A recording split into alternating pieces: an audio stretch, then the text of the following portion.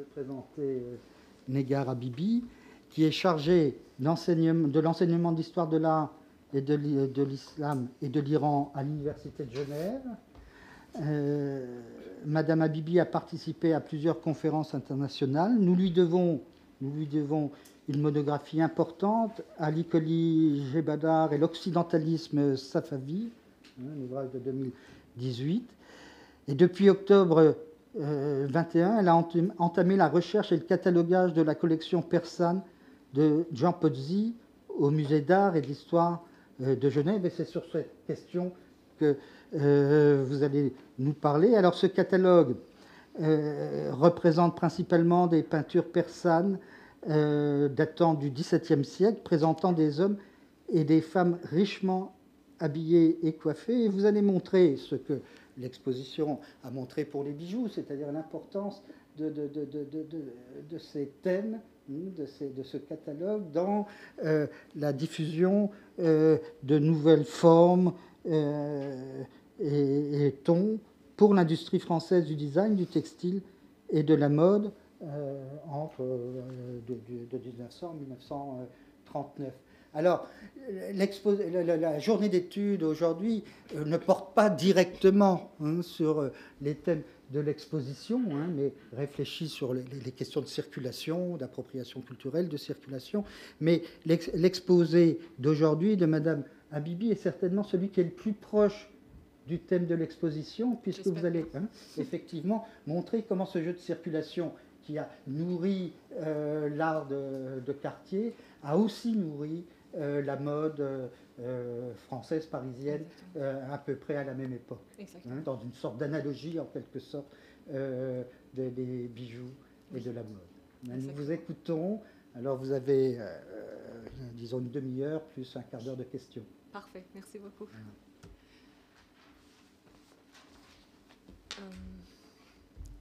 Qu'est-ce que je dois faire pour que le PowerPoint soit...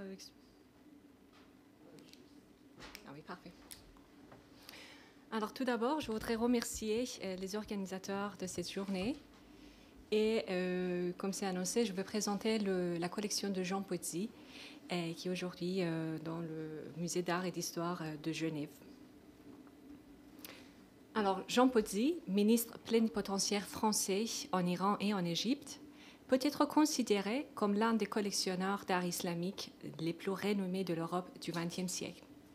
Il faisait partie du groupe presque légendaire de collectionneurs basés à Paris qui ont fondé les bases de l'étude de l'art islamique et persan au cours du premier quart du XXe siècle. De ces fabuleuses collections, 3 sont restées relativement intactes. Celle de Sir Alfred Chester Beatty, aujourd'hui conservée à la bibliothèque de Chester Beatty à Dublin, celle d'Henri Weber, qui est acquise en mars par la Arthur M. Sackler Gallery à Washington en 1985, et la légendaire collection de Jean Pozzi, dont il n'en reste aujourd'hui que quelques 600 peintures manuscrites, des folios calligraphiques, dessins et enluminures, léguées en 1967 au Musée d'art et d'histoire de Genève. On peut noter 2 ouvrages majeurs sur la collection de Jean Pozzi. Le premier, le sujet de ma présentation, remonte à 1930, lorsque l'orientaliste français et conservateur de la Bibliothèque nationale de France, Edgar Blochet, a étudié et publié le premier essai sur la collection Pozzi en présentant plusieurs peintures en noir et blanc et 9 planches en couleur. Un autre essai, bien que beaucoup plus court, seulement 8 pages, a été publié en décembre de la même année par Gaston Migeon, historien de l'art renommé et fervent défenseur de l'art islamique et persan en France. Migeon a présenté 8 planches en couleur de la collection d'Henri Weber, à côté de 4 de celles de Jean Pozzi. Le deuxième catalogue a été publié en 1992 par Basil William Robinson, à la suite d'une exposition sur la collection Pozzi au Musée d'art et d'histoire de Genève. On peut noter ici que Robinson avait déjà publié un essai, aujourd'hui épuisé, sur certaines œuvres de la collection Pozzi en 1974, lors de l'arrivée de la collection au Musée d'art et d'histoire. Alors que les catalogues de Blochet et Robinson proposent des villes comme Istanbul, Téhéran et Le Caire comme les principaux centres d'achat de Pozzi, ils n'approfondissent pas son univers d'amateurs d'art. le catalogue de Bleuchet ne nous satisfait pas quant à la raison de publier un tel catalogue au regard d'autres collections privées et publiques. Robinson, quant à lui, n'a ni examiné le catalogue de Bleuchet, ni analysé le contexte dans lequel il a été publié. Robinson était plutôt préoccupé par la croissance de la collection Pozzi entre 1907 et 1942, en lien avec les villes dans lesquelles il séjournait. En revanche, Robinson ne considère pas vraiment la ville de Paris le centre le plus actif du marché de l'art mondial, et en particulier pour les arts de l'islam, avant la Seconde Guerre mondiale. Paris, la capitale des arts et de la mode, où les salons donnaient naissance à des milieux où dessinateurs, peintres, poètes et lettrés, aux côtés de banquiers et d'hommes d'affaires, se réunissaient, créaient et faisaient circuler des idées, des arts et des goûts nouveaux.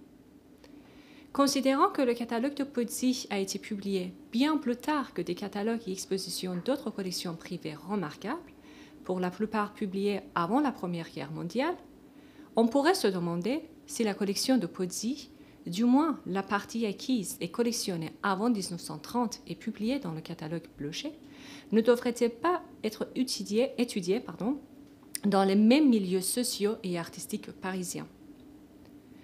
Soulignant le rôle important joué par l'Union centrale des arts décoratifs et le cercle des amateurs d'art islamique, notamment à Paris, auquel Jean Pozzi était affilié, mon principal intérêt dans cette présentation est d'étudier la réception et la perception de l'art persan au début du XXe siècle en France.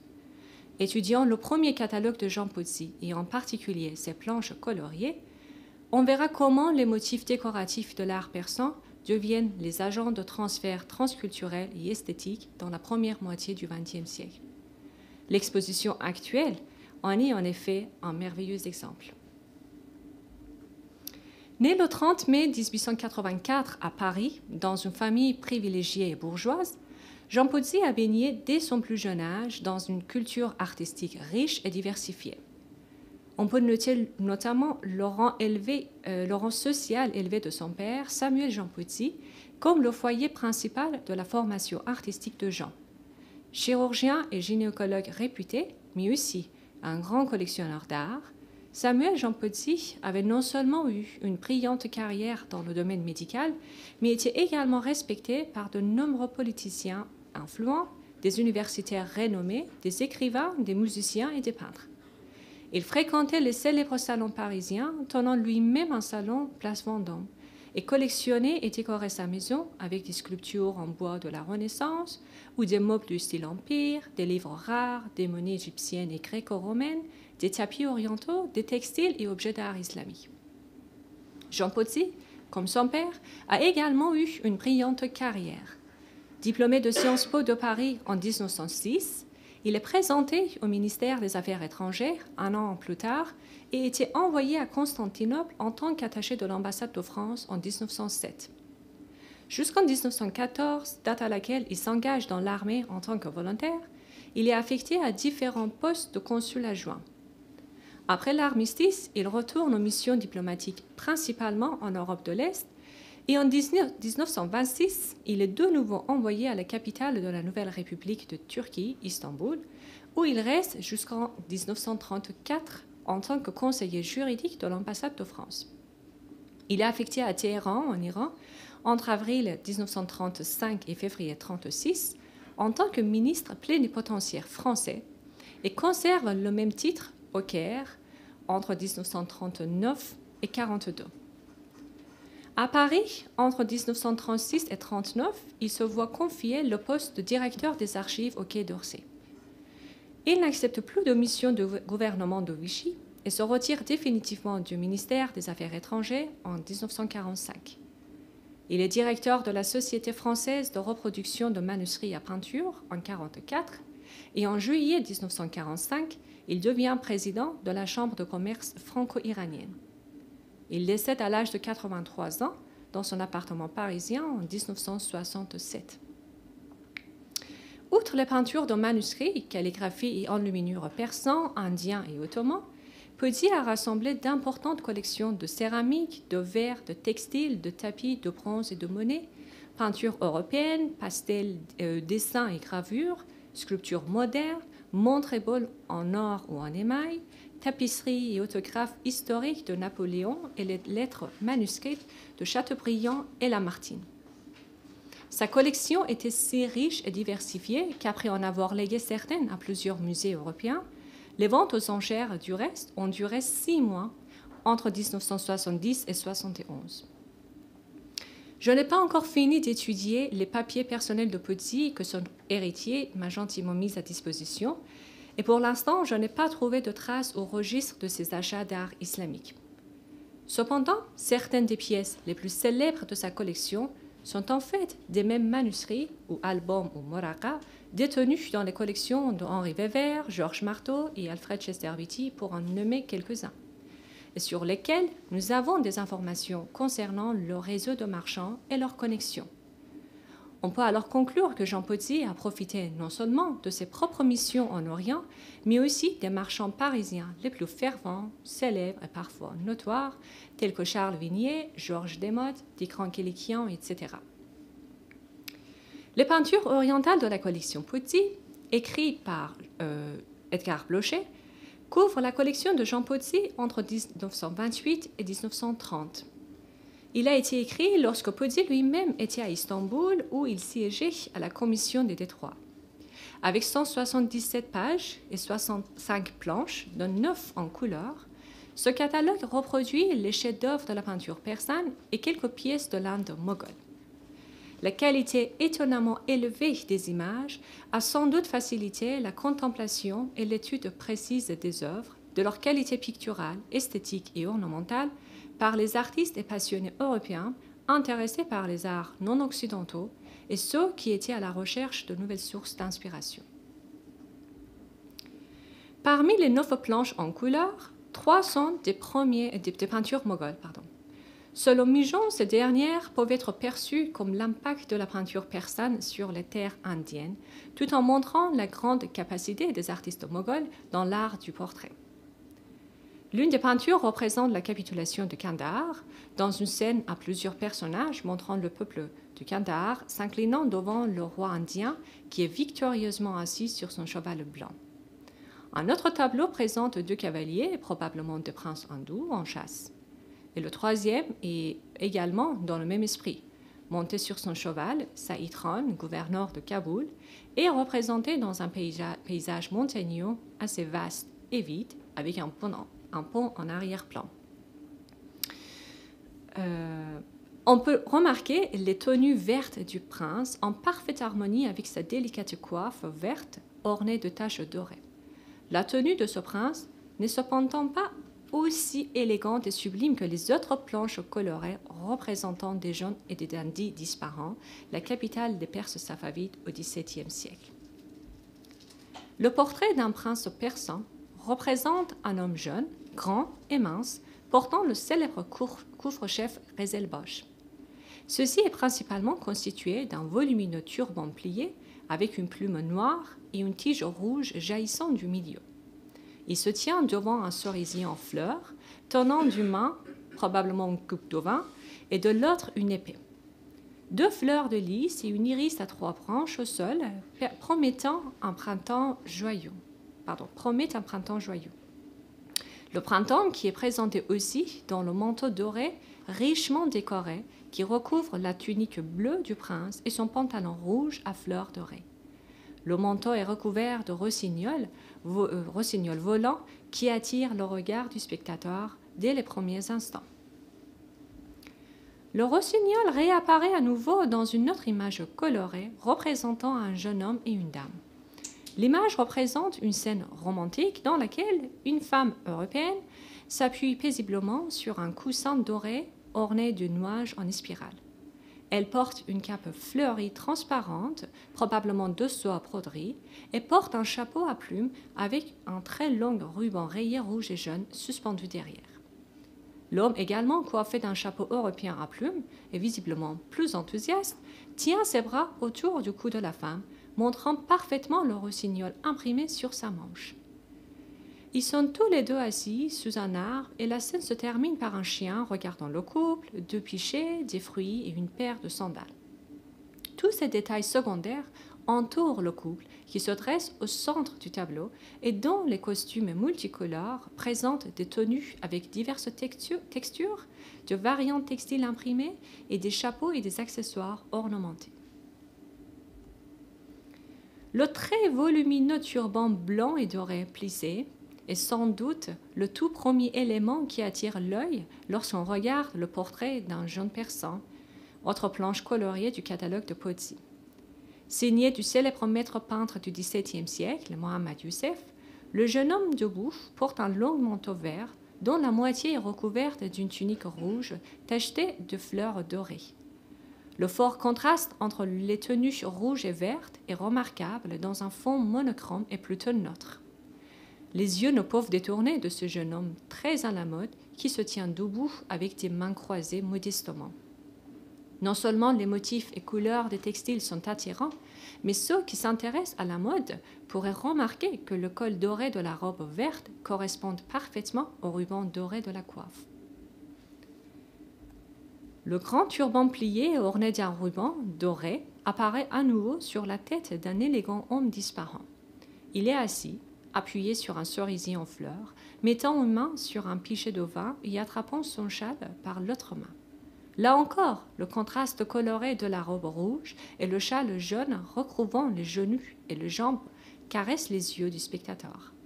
Un autre châle gris sur les épaules et une ceinture gris foncé autour de la taille finalisent les accessoires. De plus, le col ouvert de la robe et les manches montées laissent voir une chemise rayée sous la tunique rouge qui ressemble au tissu de la coiffe. Notre dernier exemple de cet ensemble de planches colorées est une femme élégante disparant. Assise dans un paysage automnal avec un arbre derrière elle, quelques fleurs à ses pieds et des nuages en spirale dans le ciel. Là encore, l'objet principal du tableau est cette élégante dame qui couvre ses cheveux d'une coiffe très fine et délicate, composée principalement d'un léger turban et d'un ruban plié suspendu derrière. Elle enfile un somptueux manteau doré sur sa robe bleue, agenouillée sur une de ses jambes et appuyée sur un coussin rouge, et semble absorbée par le sujet de son livre. Le manteau doré au col vert d'olive est orné de grandes fleurs en argent et on aperçoit la doublure rouge autour du pied droit de la femme. Le tissu de sa robe bleue est également orné de motifs fleuris. Enfin, une étroite fente sur le cou de la femme permet de voir une chemise à rayures rouges. Ces peintures sont toutes d'une très bonne qualité visuelle et sont parmi des chefs-d'œuvre de la peinture persane. Pozzi possédait en effet certaines des pièces les plus remarquables de l'art iranien. Parmi ces chefs-d'œuvre, et particulièrement ceux qui sont publiés en couleur dans son catalogue, on peut citer Zol rencontre Bahram, qui est une illustration du très célèbre Shahnameh mongol, ou le livre des rois, datant d'environ 1330, connu à l'époque comme le Shahnameh d'Emot. Georges d'Emot était en effet le marchand qui a démembré la première copie illustrée et royale de cette épopée persane. Jean Pozzi a fait tirer 3 illustrations de cet énorme livre. Henri Weber en possédait une dizaine, Georges Marteau probablement 4 et Alfred Chesterbetti 7. Comme l'écrivait Gaston Migeon, c'est ce manuscrit que jadis l'antiquaire d'Emot et que se partagèrent les amateurs. Posséder des illustrations de cet exemplaire, ainsi que d'autres manuscrits royaux persans, tels que le Falnameh de Chatamas, par exemple, était sans doute la fierté de tout amateur d'art, prouvant l'importance et la haute qualité de sa collection, la délicatesse de son goût et finalement sa fortune considérable. Ainsi, on s'attendait à trouver dans le catalogue de Jean Pozzi une très belle reproduction d'un folio du Shahnameh dit d'Emot. Aux côtés des peintures indo-mogholes ou celles de Mohammad Youssef, le catalogue de Pozzi montre certainement la supériorité de sa collection, le plaçant au même niveau que d'autres collectionneurs importants d'art persan du XXe siècle. Mais qu'en est-il des autres planches colorées non signées qui montrent l'élégance vestimentaire disparant? Comment pourrait-on justifier la présence de ces images colorées d'artistes inconnus à côté des chefs-d'œuvre sous-mentionnés du catalogue Pozzi? La valeur des images colorées de ce catalogue, à mon avis, n'est pas simplement et seulement historique. De nombreuses peintures persanes du XVIIe siècle, réunies principalement et initialement dans des albums ou moraqa, peuvent également être conçues comme des sources visuelles témoignant de la mode et le système vestimentaire des nobles, des dandys et des jeunes disparants safavides. Mettant côte à côte deux portraits d'une jeune femme et d'un jeune homme, tirés des collections de Weber et de Pozzi, Migeon précise la valeur de la haute couture et la demande de grands turbans en Iran à la fin du XVIIe siècle. Il mentionne également les codes vestimentaires stricts des Safavides et leurs différences avec les turbans ottomans et orientaux. Dans les deux collections Pozzi et Weber se trouvent en effet des dessins du XVIIe siècle qui montrent différents types de coiffures et de coiffes.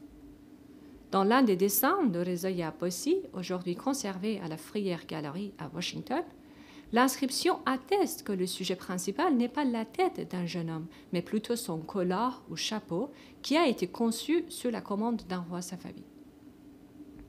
Cet intérêt safavide pour les tenues est même perceptible dans les peintures occidentalistes de la fin du XVIIe siècle, où des tenues, des robes et des couvre-chefs iraniens, indiens, arméniens et européens étaient minutieusement étudiés et présentés. En effet, la tenue et les vêtements étaient les symboles les plus visibles de la hiérarchie sociale dans le monde safavide. Plusieurs récits de voyageurs européens et des chroniques ottomanes et iraniennes soulignent le grand intérêt des Iraniens en général et la cour safavide en particulier pour les vêtements et tenues. Engelbert Kempfer, médecin allemand qui a visité l'Iran entre 1684 et 1688, a souligné par exemple que les moines chrétiens qui s'habillent de vêtements sales et se promènent en sandales ne faisaient pas bonne impression en tant que diplomate à la cour safavide.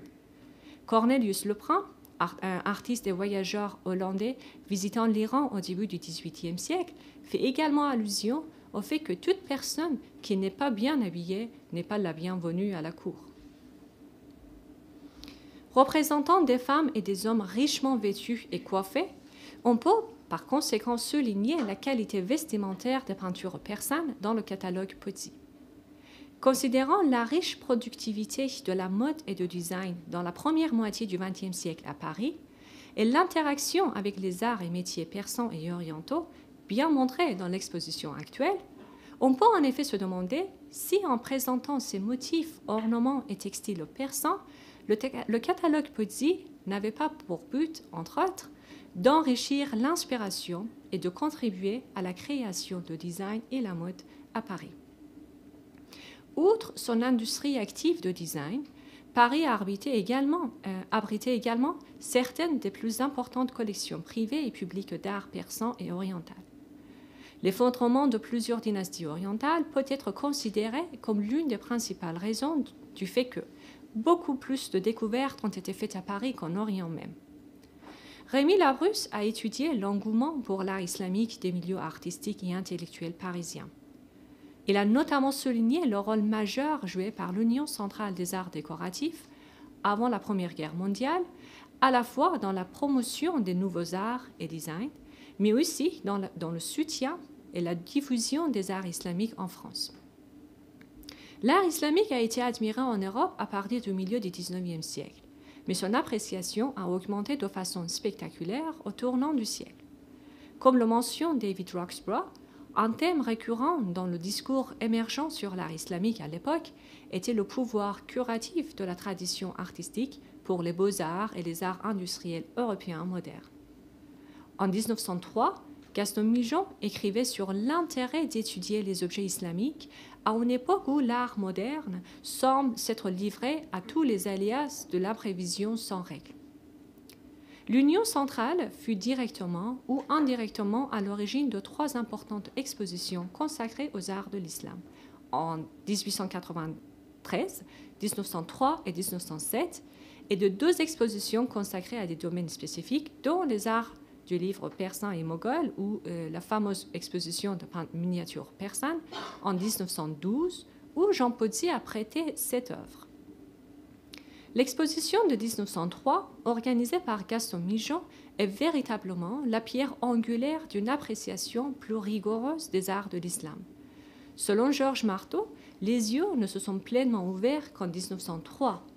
Et selon Frédéric Zaré, cette exposition a incité Wilhelm von Both à créer le département d'art islamique au sein du musée de Berlin en 1904. On peut aussi se demander si l'ardent intérêt de Jean Pozzi pour les arts islamiques et persans n'a pas commencé à cette période même. Comme Labrousse propose, l'exposition de 1903 marque du même coup l'apogée d'un mouvement qui, dans le milieu des collectionneurs parisiens, donne naissance à une petite élite de chercheurs.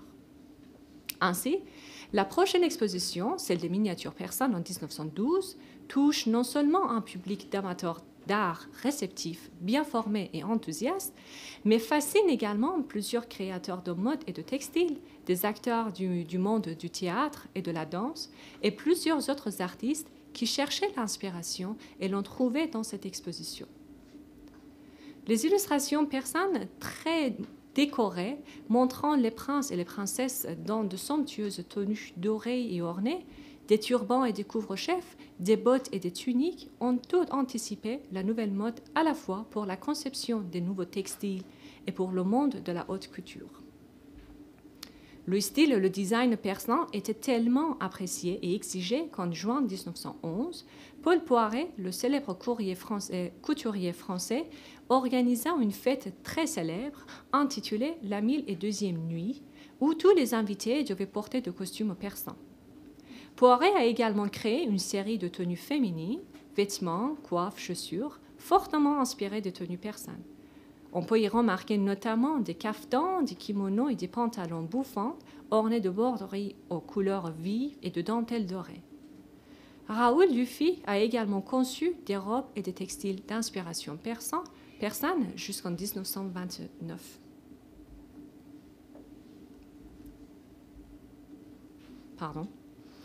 Dans son premier numéro, daté d'octobre 1912, juste quelques mois après l'exposition des miniatures persanes, la revue du Jardin de mode nouvelle publie un article intitulé « Coiffure persane et parisienne ». Il présente 3 têtes en noir et blanc tirées de différentes illustrations persanes, portant de belles coiffes et chapeaux de fourrure et de plumes, et 3 dessins en couleur de 3 femmes européennes portant les nouveaux couvre-chefs inspirés des modèles persans. Décrivant l'art persan récemment exposé à l'Union centrale, Paul Cornu, le dessinateur et auteur de l'article, confesse, je cite, qu'il serait maladroit de renoncer à puiser dans cette mine si féconde en agréments de toutes sortes. Et il souligne le caractère de la peinture persane tout en décrivant les costumes des figures iraniennes. Je cite encore, « Le souple développement des lignes et la savoureuse harmonie de couleurs des miniatures persanes. On s'amuse aux piquantes couleurs, aux jolis vêtements d'un soulier ou d'une coiffure, à l'admirable jeu sur les violets, les mauves, les lilas et des blancs qui vibrent comme au premier jour. Et quelle variété! Qu'on n'observe par exemple que les coiffures. Il n'en est pas de plus diverses ni de plus saillantes. » Cornu précise que, je cite, « Rarement mode naquit sous des auspices plus heureux que celle de persanerie, qui régit le goût de ce temps. Tout dans le vêtement féminin tendait à l'onduleux dégagement des lignes en même temps qu'à l'emploi des couleurs vives.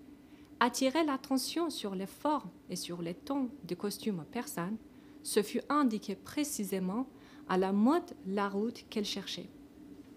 Du coup, pour ma conclusion, je pense que le catalogue de Jean Pozzi présente des planches en couleurs qui mettaient en évidence la vivacité des couleurs tout en offrant la voie vers la route que la nouvelle mode française cherchait. Ça veut dire la transformation des goûts et la création de nouvelles modes et de nouveaux designs. Merci beaucoup.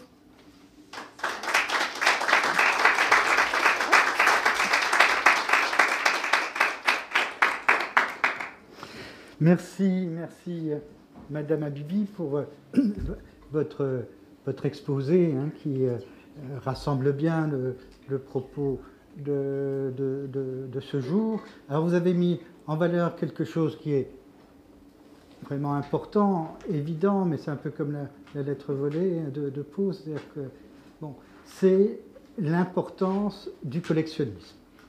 Le fait que cela passe par des collectionneurs, et vous nous avez présenté un collectionneur qui, somme toute, hein, a une dimension assez éclectique. Et sans doute l'éclectisme contribue aussi à la circulation. Hein. C'est une sorte d'ouverture, de rencontre, de mélange. Et à travers Pozzi, vous avez vraiment montré une figure exemplaire.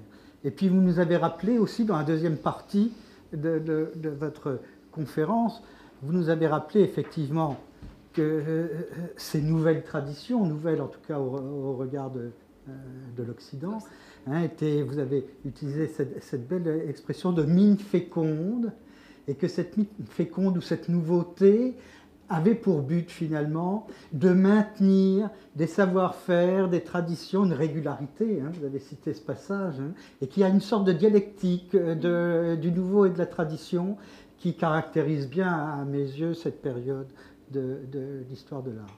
Voilà. Je vous remercie. Alors vous avez été très respectueuse du temps, je vous en remercie. Et donc il nous reste un quart d'heure pour poser des questions sur cette leçon inaugurale dans tous les sens du terme. Alors, s'il y a des questions à poser dans la salle. Je vous en prie. Oui, je vous en prie. Bonjour. Je voudrais savoir si Pozzi a aussi exposé à l'exposition de Munich en 1910, ou est-ce qu'il y avait vraiment une opposition entre ce qui se passait à Munich et l'orientalisme allemand, et de l'autre côté l'orientalisme français, Migeon, etc. C'est une très, très belle question, mais je ne peux pas te répondre tout de suite, parce que je ne sais pas. Je ne sais même pas s'il a exposé à 1930 à Londres. Par contre, il avait de très très bons rapports avec le milieu londonien, quoi. Et du coup, je ne sais pas, mais ça c'est une bonne question. Merci. D'autres questions? Des questions peut-être? Je prends la parole aussi suite à cette présentation. Merci beaucoup.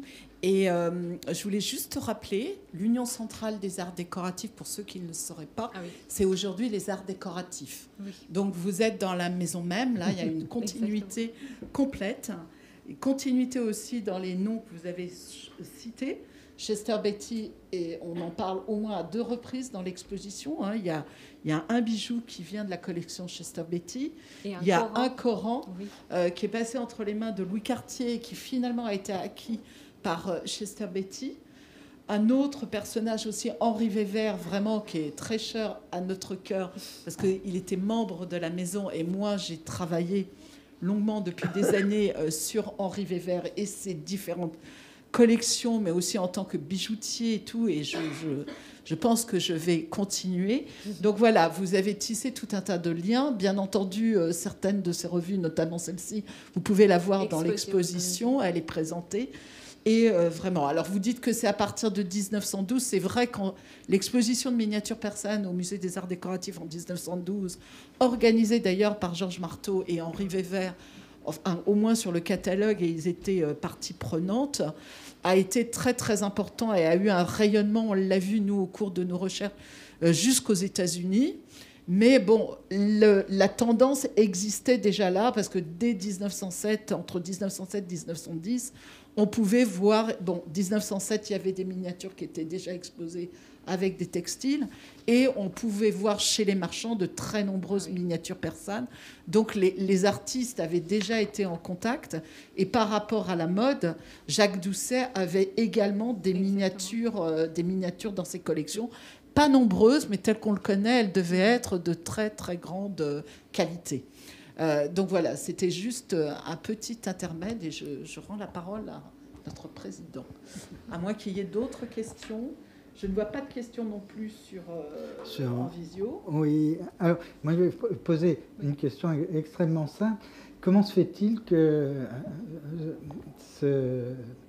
cette collection, ou en tout cas, se trouve à Genève? Est-ce que c'est simplement les circonstances des ventes aux enchères Non, c'est lui-même qui l'a légué, en fait. C'est lui-même qui l'a légué. Juste un an avant de mourir. Oui. Ah oui, parce qu'il avait des liens alors forts avec Genève. Il voulait y vivre les dernières années de sa vie. Voilà. Parce que c'est vrai qu'il y a toute une tradition d'études orientales forte à Genève, en Suisse, il y a la Fondation Von Berchem, Exactement. Qui a joué un rôle considérable. Alors, plutôt mais dans bon, le il domaine... a légué quand même pas mal de choses aussi au musée du Louvre, au musée de Sèvres, à Lyon. Mais c'est vrai que sa collection persane, dès le début, il avait décidé de les léguer en fait à Genève. Pour quelle raison précise, ça, je ne sais pas encore non plus.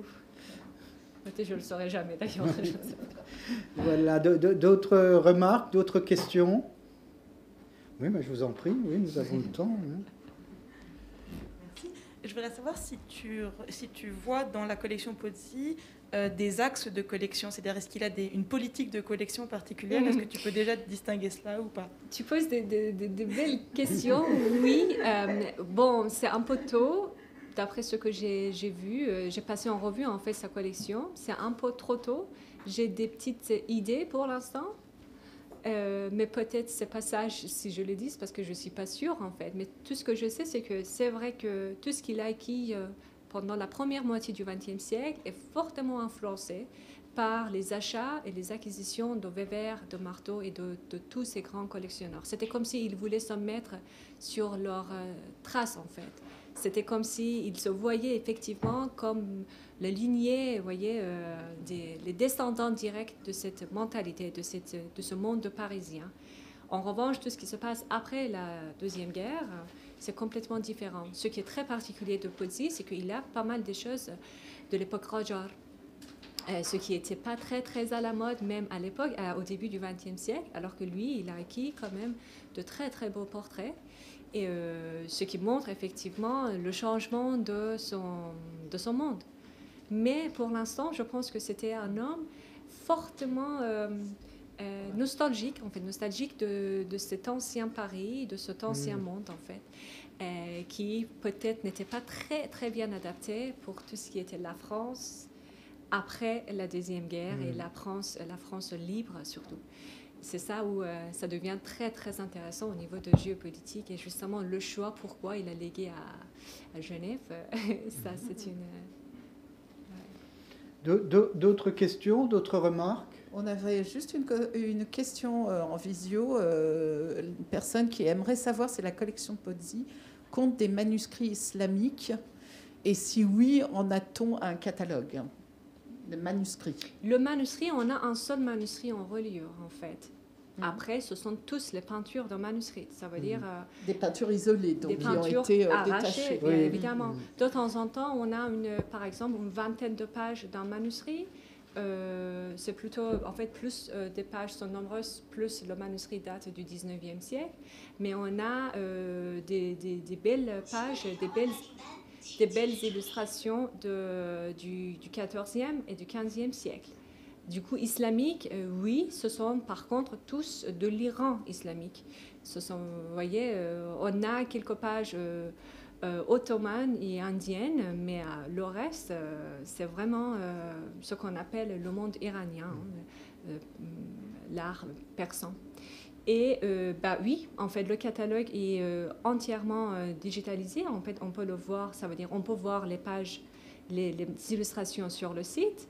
Mais justement, je suis en train de les recataloguer pour mettre des informations un peu plus correctes, surtout en tout ce qui est le titre des manuscrits, les artistes, les villes et les datations. Du coup, une partie on peut toujours utiliser les images, mais après, c'est vrai que tout ce qui est la documentation de la collection est en cours, en fait. C'est pas achevé complètement. Merci. D'autres questions, d'autres remarques? Bien, je tiens à vous remercier tout particulièrement.